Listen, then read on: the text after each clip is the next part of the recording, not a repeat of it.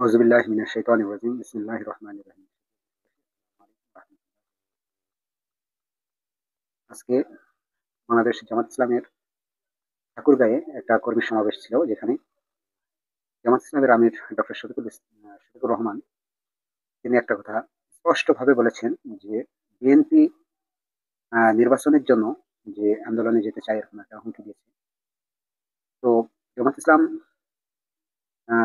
তারা জানিয়েছেন যে নির্বাচনের আগে কিছু সংস্কার প্রয়োজন, এবং সংস্কারের অনেক কিছু বিষয় যেসব মূল বিষয় তা কিন্তু এখনো স্পষ্ট রয়ে গেছে, এবং সেটা ডক্টর ইউনূস সাহেবকেও তার স্থান থেকে পরিষ্কার করতে বলেছে।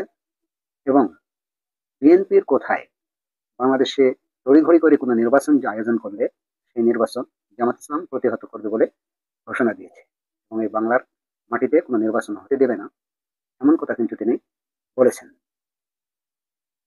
অবশেষে আপনারা জানেন যে বিগত 2 দিনে আমি কোনো ভিডিও করিনি, নিজের একটা অসুস্থতার কারণে। তো আজকে আসলাম। এই 2 দিনে যে ঘটনাগুলো আছে সেই ঘটনার মধ্যে অন্যতম ছিল যে এনসিপির যে জামাতের যুদ্ধাপরাধী প্রসঙ্গ নিয়ে তিনি কিছু এনসিপির নেতা বা ছাত্রদের নেতা কিছু বলেছেন যে তাদেরকে ক্ষমা চাইতে হবে, এবং উপদেষ্টা এই মাহফুজ আলম তিনি বলেছেন যে জামাতের ৭১ বিষয়ে ক্ষমা চাইতে হবে। এরকম ধরনের কথা নিয়ে তর্ক বিতর্ক চলেছে গত 2 দিনে।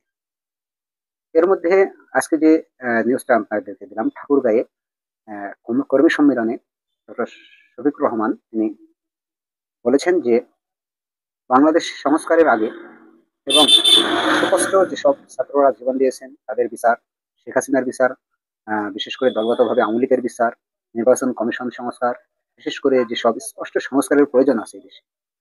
যে ৫৪ বছরে মানুষ অনেক আশা আকাঙ্ক্ষা নিয়ে মুক্তিযুদ্ধ করেছিল, বাংলাদেশ একটা স্বাধীন স্বাধীন সার্বভৌমত্ব, এবং যেখানে বৈষম্যহীন বা মানুষের গণমানুষের যে দাবি বা মনের যে একটা আশা আকাঙ্ক্ষা, সেই আশা আকাঙ্ক্ষা কিন্তু এই ৫৪ বছরে মানুষ প্রতিফলিত অনেকটাই হয়নি। তো রাষ্ট্রের যে সকল মূল বিষয় আছে সেই বিষয়গুলো কিছু সংস্কার প্রয়োজন, তিনি এরকম একটা কথা বলেছেন। তো আমি যেটা বলতে চাচ্ছি সেটা হলো কি, যে অবশেষে এনসিপি বা ছাত্ররা জামাত ইসলামের বিরুদ্ধে যে বিষোদ্গারগুলো করেছে বিগত 2 দিনে, উপদেষ্টাদের কিছু উচ্ছিষ্ট ভোগী, অর্থাৎ কিছু টাকা পয়সা আদান প্রদান করে বা রয়ের খপ্পরে পড়ে বা কোনো বিশেষ মহল থেকে কিছু সুযোগ সুবিধা নিয়ে জামাতের বিরুদ্ধে যে প্রপাগান্ডা গুলো এনসিপি চালিয়েছে বা বর্তমানেও কিছু নেতা চালাচ্ছে, এই সব আয়োজন কিন্তু এদের বুমেরাং হবে।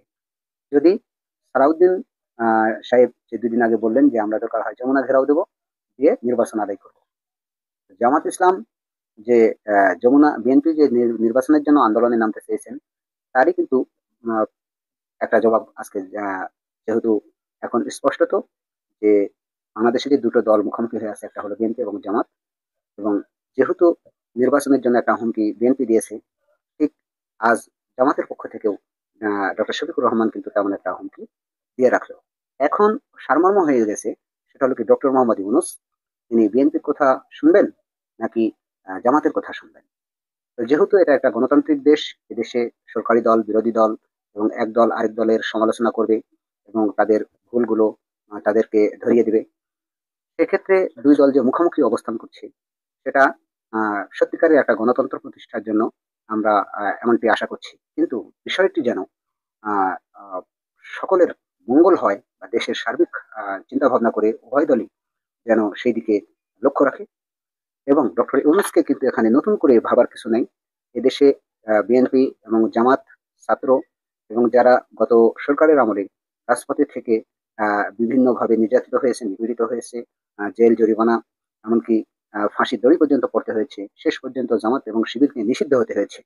এরকম প্রত্যেকটা দেশে আপনারা জানেন যে ছোট্ট দল হলে পারাও ভিপি নূরের যে গণ অধিকার আছে, ভিপি নূরের কিন্তু ঢাকা বিশ্ববিদ্যালয়ে এই বিগত সরকারে বহুবার তাকে গ্রেপ্তার করেছে, তার বাসায় গিয়েছে, পুলিশ তল্লাশি করেছে এবং তাকে রিমান্ডে নিয়ে সর্বশেষ 5 তারিখেও তাদেরকে রিমান্ডে নিয়ে যে অত্যাচারগুলো করা হয়েছে। আমরা ছোট হোক আর বড় হোক কোনো দলকেই যেন বৈষম্য সৃষ্টি করে তাদেরকে খাটো করে না দেখি। এবং বর্তমানে যে বিএনপির কিছু নেতা, অত্যন্ত দুঃখজনক ভাবে হলেও সত্য যে বিএনপির কিছু নেতা এই ছাত্র আন্দোলনকে মানে অবজ্ঞা করে বক্তব্য দিচ্ছেন এবং এই ছাত্রদেরকে অবহেলা করছেন। এটা কিন্তু এই বিএনপির জন্য, দলের জন্য বিশেষ একটা ক্ষতির কারণ হতে পারে।